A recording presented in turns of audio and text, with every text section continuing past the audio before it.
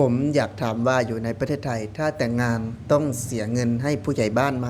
เนาะเสียเงินให้กองหลอนไหมก่อนอื่นก่อนใดขอกราบสวัสดีครับพี่น้องเบิร์ดสุภูสคนเนาะมื้อนี้บอยอดจะมาพูดถึงพี่น้องเรื่องราว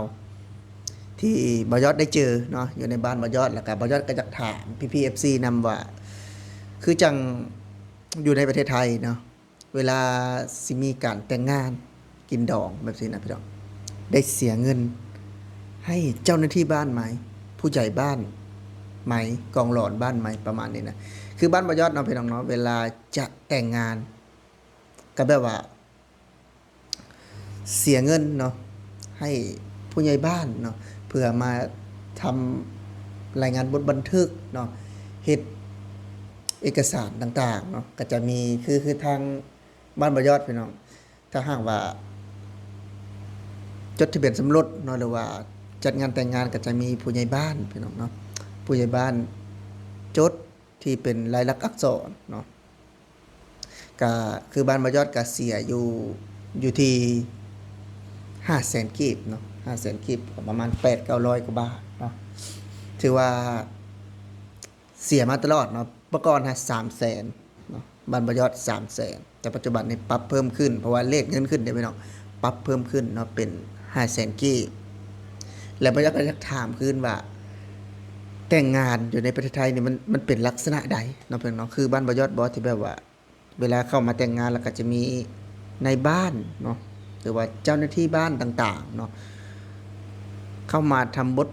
แบบว่าทำเอกสารต่างๆแล้วก็ได้เสียตังค์เนาะหรือว่าต้องไปแจ้งที่ไหนอยู่ในประเทศไทยเนาะคือบ้านบ่ยอดพี่น้องหลังจากที่อาจจะสมมุติว่าเจ้าบ่าวเนาะมาจากต่างอำเภอเนาะต่างจังหวัดหรือว่า ต่างตำบลอยู่ใส่กันแล้วแต่เนาะก็จะมีเขาห้องไว้แล้วเนาะก็จะมีผู้ใหญ่บ้านเนาะผู้ใหญ่บ้านที่อยู่ทางพุ่นเนาะมานำเนาะแล้วก็จะมีพ่อแม่เจ้าบ่าวเจ้าสาวเนาะที่ต้องมาเซ็นรับรู้เนาะเซ็นรับรู้เพื่อเห็นพ้องต้องกันเนาะเพื่อนเนาะคือจังบอยอดได้เห็นกับเสียเนาะคือบอยอดบ้านบอยอดนะเสีย500,000กีบเนาะถ้าบ้านเมียบอยอดนี่ก็จะเสียประมาณ700,000กีบเนาะ700,000กีบตอนบอยอดไปแต่งเอาเมียนะพี่น้อง700,000กีบเนาะเสียให้การนำบ้านเนาะหรือว่าผู้ใหญ่บ้านที่ทำเอกสารให้เนาะเพราะว่าคือจัง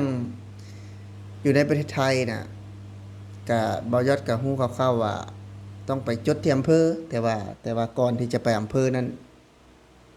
ได้เสียเงินบ่เนาะอยู่ในหมู่บ้านคือจังหวัดบางยอดในส่วนมากในเพิ่นก็จะบ่ได้เข้าไปในตัวเมืองเนาะบ่ฮู้ได้ซ้ำว่าการจดทะเบียนสมรสเนาะหรือว่าใบแต่งงานนะพี่น้องเนาะมันเป็นแบบใดเนาะถามว่าเพิ่นได้เฮ็ดบ่มีบ่เนาะถ้าหากว่าตามกฎหมายแล้วบางยอดก็เชื่อว่า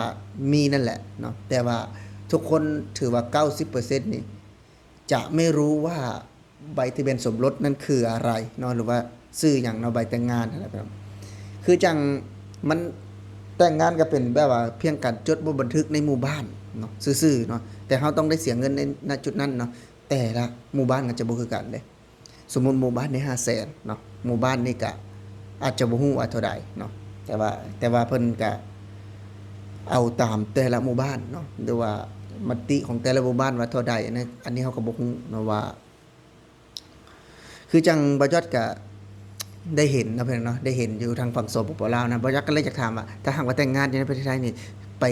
เสียแค่อยู่ในอำเภอบ่เนาะหรือว่าอยู่ในชุมชนนี่นะอยู่ในหมู่บ้านนี่ก็ต้องแบบว่าเสียเงินให้เจ้าหน้าที่บ้านไหมเนาะอันนี้บ่ยอดอยากฮู้อะนะพี่น้องคือจังหลายคนก็ว่า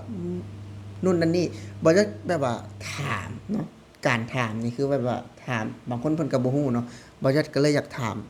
หลายๆคนที่เข้ามาเบิ่งคลิปบ่ยอดนี่เนาะถึงว่าจะมีคน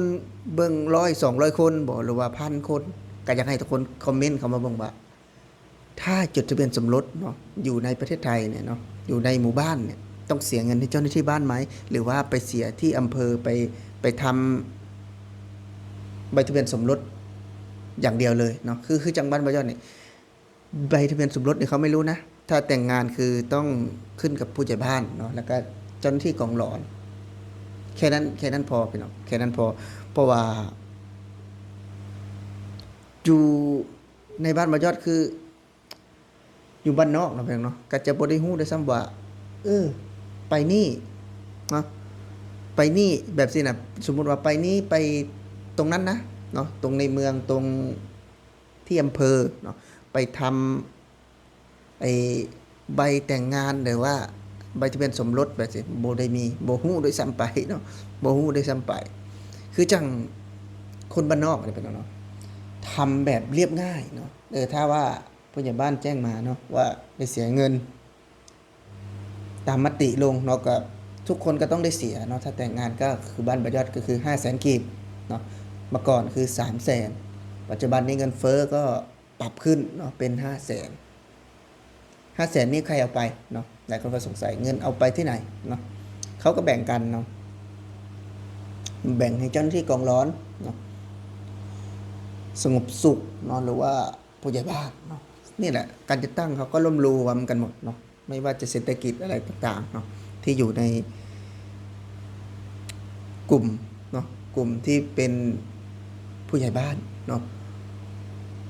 การจัดตั้งเนาะคันว่าเราก็ได้คือแบบว่าทีมงานของเพิ่นแหละพี่น้องนี่ก็เป็นอีกหนึ่งเรื่องราวนี่บ่อยากจะเล่าให้พี่น้องได้ฟังกันแล้วก็เป็นคำถามไปในโตเนาะที่อยากถามพี่ๆคนไทยเนาะว่า